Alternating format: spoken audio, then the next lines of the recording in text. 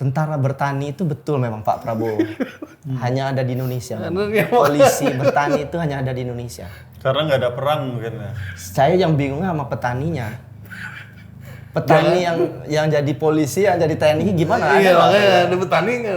Kan biayanya itu sekitar yang diterima oleh anak sekolah. Iya, itu maksudnya. Itu sekitar 8.000 sampai 10.000 ya.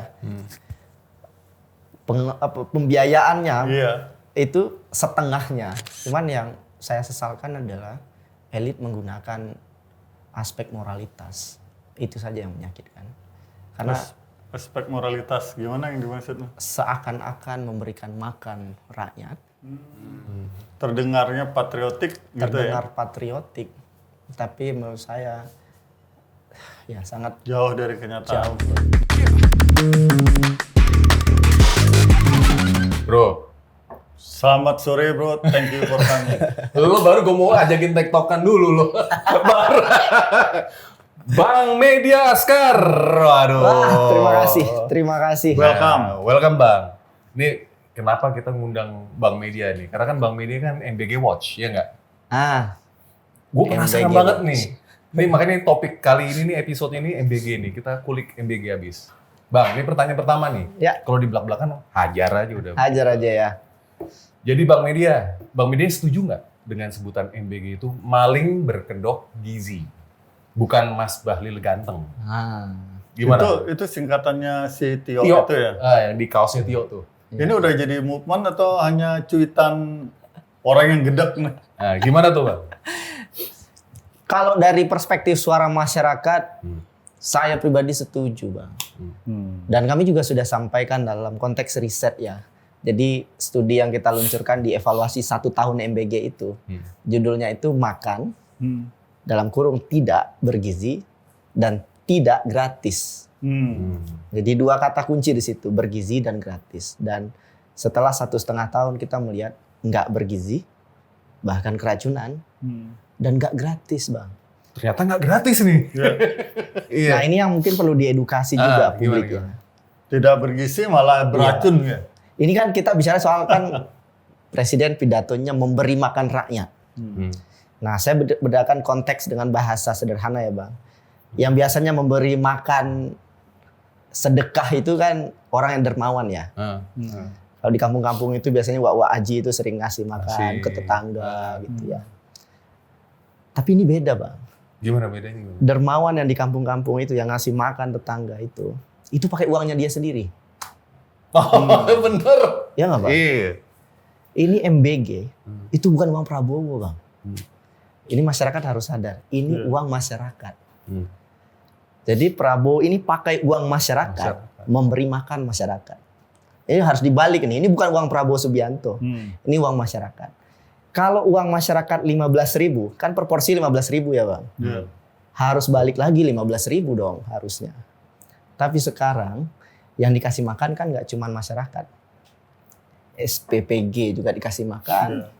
Kita tahu sebagian besar SPPG itu dimiliki oleh orang yang terafiliasi konflik kepentingan. Elit lah ya. Elit ya. Jadi ini nggak cuma ngasih makan rakyat ini. Ini ngasih makan penguasa ini, ngasih makan. Bahkan juga aparat ya, polisi dan TNI itu punya dapur. Itu.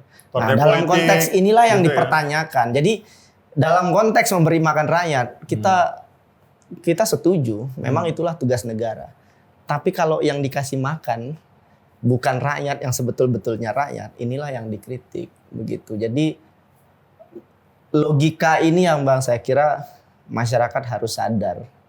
Ketika uang itu nggak kembali ke masyarakat, uangnya hilang, itu bukan program bantuan sosial, tapi malah justru membahayakan fiskal kita. Mas, ini sebetulnya di mana masyarakat itu tertipu dengan narasi MBG-nya ini, gitu loh. Makanya kok Mas Media harus bilang, kita harus mengedukasi. Berarti kan persepsi saya nih ya, berarti selama ini masyarakat ada yang tertipu juga dong dengan narasi itu kan? Iya, sebetulnya sebelum ada MBG ini, program memberikan makanan bergizi itu sudah ada. Di Posyandu, itu sudah berjalan Bang sejak tahun 1980-an. Ini bukan program yang baru. Dan kemudian ada banyak bantuan sosial yang lain dan MBG mungkin salah satunya, begitu ya. persoalan terbesar dari MBG ini adalah dari segi implementasi programnya dan siapa yang menjalankannya. Karena niat baik itu nggak cukup. Tahun 2026 udah di masa modern sekarang ya. Orang itu nggak lagi hidup dengan pidato heroik. Orang sekarang sudah bertanya di level apa gitu dampaknya realnya. Nah ini yang ada jurang Bang antara pidato heroik memberi makan ini dengan kenyataan di lapangan. Nggak sesuai. Ya satu yang sudah terbukti ya kan dikorupsi. Ini kurang bukti apa lagi? Ini belum termasuk inefisiensi makanan yang terbuang jadi pakan ternak dan lain-lain. Bahkan kalau kita balik lagi ke ide awal ya, ini kan penanganan stunting. Tapi SPPG yang banyak ya. Narasinya untuk mengentaskan stunting. Mengentaskan stunting, tetapi SPPG itu banyak dibangun justru di kota-kota besar. Yang masyarakat stuntingnya secara prevalensi itu tidak sebanyak di daerah 3T. Jadi banyak di daerah 3T yang justru tidak ada SPPG-nya gitu. Dan ini yang kami kritik, kami sudah lakukan studi evaluasi pada saat 1 tahun MBG. Sudah clear dan kami sampaikan kenapa di daerah 3T itu nggak ada dapur.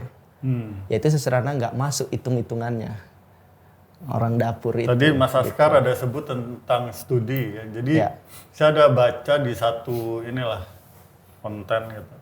Jadi isi dari untuk mendeliver 6 atau 7% dari itu harus ke siswa, cost-nya itu 94%. Itu gimana pendapat Mas Askar? Iya, kita bisa lihat dari data-data yang dirilis oleh pemerintah ya. Kan biayanya itu sekitar yang diterima oleh anak sekolah itu maksudnya. Itu sekitar 8.000 sampai 10.000 ya. Pembiayaannya itu setengahnya 7.000. Ini kan nggak masuk akal gitu ya dari 15.000. Jadi habis uangnya itu untuk penyelenggaraan. Nah ini yang nggak masuk akal. Ini belum termasuk DM hampir setiap hari pelaporan dari masyarakat. Yang diterima mungkin juga nggak 8.000. Yang diterima mungkin jauh di bawah itu. Nah, jadi banyak sekali kebocoran anggarannya karena Pak Prabowo bicara bocor dan bocor inilah salah satu yang bocor. Cuman kan dalam perspektif bernegara kita nggak boleh terima bahwa ketika ada kebijakan yang bocor kemudian diperbaiki begitu saja, nggak bisa. Karena setiap rupiah uang yang hilang harus dituntut. Kita mulai karena ini dana publik kan ini. Dana publik. Jadi yang harus dituntut itu tidak. Dari paling atas BGN. Ini pertanyaan sulit ya. Saya boleh curhat ya. Atau presiden. Kami sudah sudah bertemu dengan perwakilan DPR, perwakilan KPK, perwakilan Komnas HAM. Kami sudah pernah mengadukan investigasi ke Komisi Persaingan Usaha (KPPU), LKPP pengadaan barang dan jasa. Di semua institusi itu kita sudah lakukan agitasi, advokasi, kita rilis riset supaya mereka bergerak sesuai dengan perannya masing-masing. Komnas HAM bicara soal kenyataannya. Kenyataan KPK kan nggak gerak sampai sekarang. KPK, terus yang DPR siapa? Banyak yang teriak kan ya. Nggak ada ya. Komnas HAM nggak ada juga. Nggak ada juga. Kita udah ngobrol presentasi gitu. Apalagi Kementerian Kesehatan diam 1000 bahasa. Jadi bukan di bawah hampir presiden tuh. Oh iya di bawah presiden ya. Nah, nggak mungkin lah kita harapin itu ya. Iya. Jadi hampir di semua entitas institusi pemerintah, saya nggak tahu apa yang ada di dalam pikiran mereka. Entah itu ketakutan, entah itu sudah dikontrol. Tetapi itu betul-betul kita berhadapan dengan tembok besar yang bahkan seperti cermin ya. Dikembalikan lagi ke kita. Begitu. Nah kalau ruang itu sudah tertutup semua, masyarakat kan pelampiasannya media sosial. Iya. Habis kita mau ngadu kemana lagi ya kan? Dan pelampiasannya mungkin di komen-komen podcast ya. Betul. Nah, jadi kalau mau bicara soal preferensi publik hari ini, nggak ada yang lebih jujur dibandingkan semua komen netizen hari ini. Gitu. Iya. Dan rata-rata negatif memang hampir. Sekarang gini Mas, sekarang saya hitung per hari ini ya. MBG itu sudah di hari 539. Oke. Dan 539 hari juga kita mendiskusikan kegilaan MBG ini gitu. Bahkan ada satu guru sekolah menghubungi saya, beliau bingung karena anaknya nggak mau makan MBG. Karena orang tuanya bilang, saya merasa nggak layak menerima MBG ini, saya merasa bersalah, kata orang tuanya. Karena saya berpunya. Orang tuanya ingin MBG ini diberikan kepada yang tidak mampu. Tapi sekolah nggak bisa melakukan itu. Kenapa? Karena sekolah dipaksa oleh SPPG untuk tetap menyalurkan. Akhirnya makanannya terbuang, akhirnya guru itu memberikan ke orang-orang sekitar sekolah yang jelas tidak tepat sasaran ya. Nah, lebih banyak terbuang ya? Lebih banyak terbuangnya. Ini hanya salah satu dari sekian banyak hal yang aneh-aneh ya. Mulai dari kaos kaki, pengadaan apalagi motor trail listrik gitu, lah gitu apa ya. Macam-macam pengadaannya yang mungkin kurang tepat ya. Tapi saya mau mengerucutkan gini Mas, kita bicara kadang ribut soal higienitas, kita ribut soal dapurnya, kita ribut soal bagaimana mengelola dapur ini dengan baik, audit dan lain-lain. Sebetulnya menurut saya ini persoalannya soal siapa yang melakukannya Mas. Sepanjang SPPG ini dimiliki oleh vendor-vendor besar yang terafiliasi dengan mereka, kroni pemerintah itu, yang tidak punya kompetensi, jelas kita akan menghadapi masalah yang sama Mas gitu. Jadi tidak akan menyelesaikan persoalan kalau siapanya tidak diubah gitu. Tapi masalah yang ditimbulkan MBG nggak berhenti di sini loh. Menular ke fiskalnya Indonesia, menular ke kepercayaan dunia investasi terhadap Indonesia. Parah ini. Nggak sekedar berhenti di sini kan. Coba gimana tuh? Jangan-jangan ini cuma janji politik aja yang akhirnya beban negara. Jadi beban ya negara. memang betul juga 3 orang itu mendapatkan manfaat dari MBG. Tapi yang tersiksa 1.000 orang. Maksud saya mudaratnya lebih banyak gitu. Bahkan kalau kita lihat logik dari awal menciptakan lapangan kerja ya harusnya diciptakan lapangan kerjanya, bukan dengan cara-cara seperti ini gitu. Jadi ada banyak kekacauan menurut saya dalam pelaksanaan MBG ini. Dan repotnya kan ini udah jalan 1,5 tahun dan hingga detik ini saya nggak melihat pemerintah itu mengakui kesalahannya dan kemudian melakukan moratorium. Mereka akan gas terus. Karena ini politis, betul nggak sih? Karena kalau ini dianggap program gagal, bad for 2029 kan? Lebih ke situ nggak sih Mas? Ya harusnya mereka berpikir politis juga. Maksud saya adalah kalau kemudian keras kepala, politik juga akan menghukum mereka. Benar. Jadi masyarakat sekarang logis kok. Masyarakat semakin cerdas. Ketika penguasa hanya mementingkan kepentingan jangka pendek gitu ya, politik juga akan menghukum mereka. Dan saya bisa pastikan sekarang, kami kadang juga melakukan survei preferensi publik. Tingkat popularitas Pak Prabowo itu mengalami penurunan signifikan. Oh gitu Mas. Sekarang tingkat istilahnya tuh kepercayaan masyarakat tuh berapa? Walaupun ada survei yang kayaknya kagak nggak nyambung dengan keadaan sebenarnya. Survei itu harus dicek itu siapa pendananya. Untuk survei yang offline face to face ya, itu budgetnya bisa 800 juta, bisa lebih 1 miliar. Kira-kira siapa yang mendanai survei itu? Pokoknya ada. Itu oligarki atau apa gitu. Entahlah. Nggak tahu ya. Pokoknya ada. Pokoknya. Mas nih saya baca Anyway, ya. baca ada data nih. MBG itu udah telan 44 triliun di awal. Itu aja udah jadi kritik dan pemborosan kan. Ya. Nah, saya kayaknya baca data Anda nih. Anda ini menghitung makanan terbuang mencapai 1,7 triliun per minggu. Iya. Itu bener ya? Iya. Sampai 88 triliun per tahun. Ini fakta atau hiperbola nih Mas? Jadi kami melakukan studi Mas, survei nasional dan kita tanyakan berapa orang yang makan makanannya dengan habis. Apakah Anda membuang makanannya atau tidak makan makanannya, dan kemudian kan bisa kita hitung potensi kerugian anggaran. Jadi ini empirical base Mas, sangat empirical base, dan itu bisa dilihat di studi kita. Kami bikin studi, itu bisa dicek detail metodologinya. Bahkan kami juga sampaikan strength dan limitasinya. Jadi ini evaluasi yang kita lakukan. Cuman yang bikin saya sedih, pemerintah melakukan hal yang sama nggak? Saya nggak melihat studi evaluasi pemerintah hari ini. Kalaupun ada, keluarkan. agar kita bisa bedah bersama-sama. Nah, perdebatan teknokratik ini yang nggak terjadi. Sehingga riset yang kami lakukan, Mas, secara konteks studi ya, itu sukses. Dibaca orang kok, Mas. BGN juga baca. Tapi Saya itu pernah enggak. baca juga tuh, tapi ada 2 lembaga survei malah. Salah satunya Celios ya. Yang mana, Mas? Satu lagi saya baca angkanya sama, 1,7 Iya. seminggu. Iya, ini per minggu nih. Iya. Iya. Kami bikin studi juga, kami undang BGN untuk hadir gitu, dan mereka hadir gitu. Oh, hadir ya. Mereka hadir, jadi ini terbuka sekali untuk dikritisi. Tapi tutup kuping nggak atau buka? Waktu itu Ujung kebetulan batunya. mungkin ada angin ya, Mas. Jadi nggak masuk.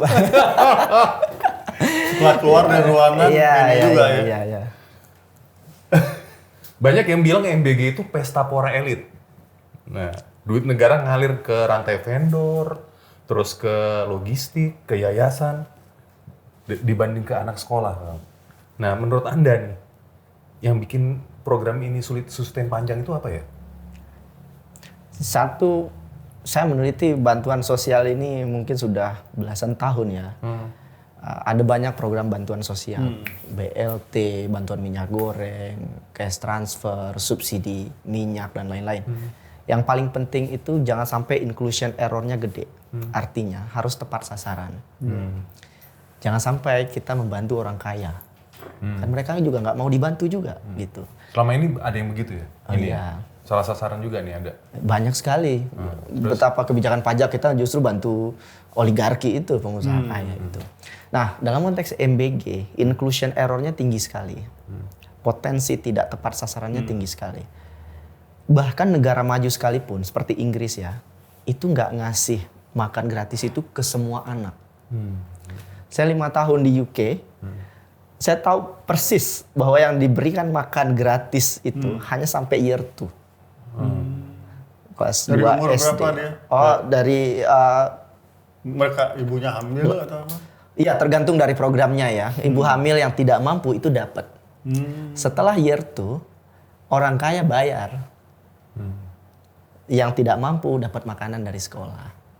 Jadi Subsidi atau gimana? Enggak. subsidi yang Jadi tidak mampu subsidi. yang tidak mampu disubsidi dan dikirim makanan ke sekolah. Kenapa nggak contoh ini ya, yang udah jalan? Negara maju itu mikir mereka, bukan langsung kerja. Karena nggak bisa. Berarti Kerja tanpa kurang mikir mikir itu langsung nggak berlangsung. bisa. Iya, ya gitu memang sistem di sini.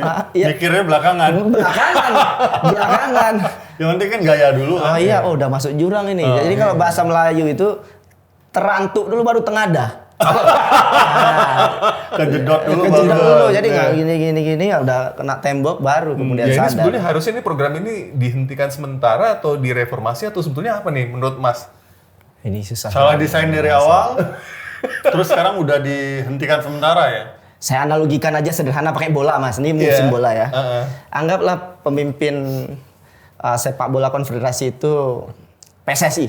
Iya. Sekarang kan pelatihnya bermasalah nih. Ya. Dadannya bermasalah, korupsi.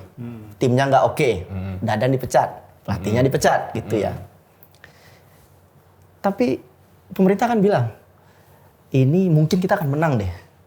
Passingnya dilatih gitu-gitu ya. Tapi menurut saya, kita nggak akan menang juga. Karena Pemainnya yang bapuk. Pelaksana SPPG ini yang bapuk. Pelaksana SPPG ini polisi, TNI, Ormas. Diajak main bola, dalam konteks bola ya. Sekarang diajak memberikan makan jangan sedih. dapur-dapur. Sekarang tentara aja yang bertani. Memang saya balik aja lah Mas. Lanjut. Ya, jadi banyak logika yang aneh-aneh ya. Iya. Tentara bertani itu betul memang Pak Prabowo. Hanya ada di Indonesia. Memang. Iya. Polisi bertani itu hanya ada di Indonesia. Karena nggak ada perang mungkin ya. Saya yang bingung sama petaninya. Petani yang jadi polisi, yang jadi TNI gimana? Iya, Ada nggak? makanya ada petani nggak? Lanjut MBG yang tadi gimana analoginya? Maksud saya kalau pengen timnya bagus, nggak cuma pelatih yang diganti, pemain semua diganti. Pelaksana SPPG ini harusnya diganti. Sistem juga diganti. Artinya kayaknya. sistemnya. Jadi yang melaksanakan itu menurut saya ada 3 Mas yang paham sekali tentang gizi anak itu. 1 orang tua, mak kita, Iya. Kadang mak lebih paham daripada bapak ya, tapi orang Iya. tua paham, orang tua. Yang kedua itu sekolah. Yang ketiga itu petugas posyandu, Mas. Oh, iya. 3 entitas inilah yang ada di grassroots, yang paham bagaimana memberikan makanan anak yang baik. Petugas posyandu mendampingi orang tua, sekolah juga kemudian bisa membangun program yang lebih baik. Ini yang dilaksanakan di Jepang, di negara-negara maju. Jadi Pengelolanya sekolah. modelnya yang salah ya artinya. Kalau misalnya ngambil teori dari Mas tuh harusnya gimana MBG itu dieksekusi? Ini mungkin udah kesekian kalinya saya ngomong Saran ya. dari Selios deh. Nah, gimana tuh Kami enaknya? tuh udah berikan saran, Mas. Kan udah nggak didengerin nih. Sebelum MBG itu Kali dilakukan. ini didengerin nih. Kali ini dengerin. Coba deh. Beneran ya, Mas Ya, ya? oke. Ini saya tagih nanti, Mas Iya. ya. Kalau nggak didengerin dia mau gundul lah. Jadi pokoknya. dari awal itu kita udah bilang ada 3 skema. 1 sentralisasi vendor besar kayak sekarang. Yang kedua sekolah. Yang ketiga itu cash didampingi dengan pelatihan dari petugas kesehatan. Kas maksudnya dikasih ke orang tua. Jadi dikasih orang tua, terus kemudian didampingilah orang tuanya gimana caranya memberikan makan anak yang gratis, yang bergizi, begitu. Jadi ada 3 skema itu, ada plus dan minusnya. Dan kami menyarankan itu dikelola oleh sekolah, tepat sasaran seperti yang ada di Jepang, kemudian atau dengan cash transfer. Jadi kasih aja uang orang tuanya, kemudian orang tuanya yang beli makan yang lebih baik begitu. Tapi pemerintah memilih yang pertama. Alasannya kenapa? Vendor itu ya. Karena kalau kita lakukan lewat sekolah, itu uang dari bendahara negara, Kementerian Keuangan itu langsung masuk ke sekolah. Nggak ada partai politik di sana, nggak ada ormas di sana, sehingga supply chain-nya pendek. Kalau supply chain-nya pendek, kan tidak bisa dikorupsi. Nggak ada yang potong itu ya. Nah, reportnya pemerintah bilang begini, kan kepala sekolah juga korupsi, kan begitu ya. Coba, logikanya kadang diputar balik kan, padahal pelaku korupsi paling cerdas itu dan paling powerful itu ada di pusat. Berarti ini sebenarnya makan bergizi buat anak atau makan bergizi buat vendor dan elit? Tanpa dijawab pun masyarakat udah tahu. Sekarang ini ya. Iya. Gara-gara Dadan itu ketangkep ya. Tapi apakah memang ya bukan seuzon ya? Apakah ini memang didesain untuk politik sandra menyandra ya pada akhirnya? Atau dari awal nih programnya udah sistem buat begitu? Sandra menyandra.